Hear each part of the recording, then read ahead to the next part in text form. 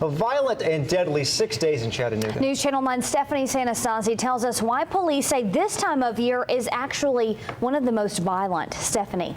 Josh, Latricia, Chief Fletcher says because kids are out of school and on fall break, that makes this time of year one of the most violent. Now, behind me right here are the 5 different locations where people have been shot in Chattanooga since last Wednesday. Police say 8 people have been shot total in 6 days. 2 of those shootings deadly. The shootings continue in Chattanooga. 2 people shot and killed in the past 6 days. The latest homicide here on Wilder Street.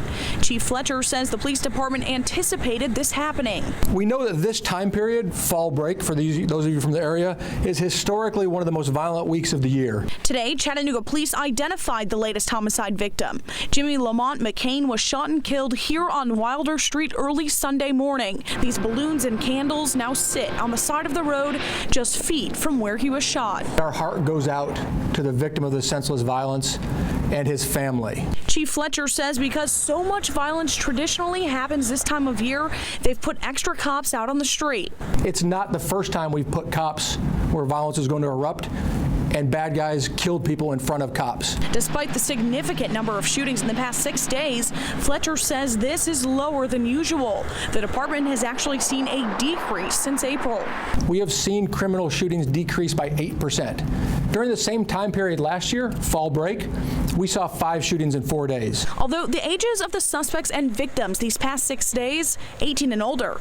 But YMCA Marketing Director Kara Standiford says there is a need to keep kids busy and off the street. So the Downtown Y decided to host a fall break camp this year. It's a great way to make and keep new friends that are outside your circle of current friends. We are committed to putting cops in the fight and standing between the violence in this community.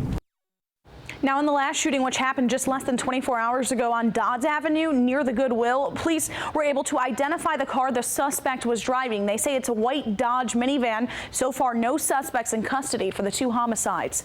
Latricia. Stephanie, thank you. Chief Fletcher says they are continuing to track down and interview people of interest. Jimmy McCain was the 29th homicide victim in Chattanooga this year.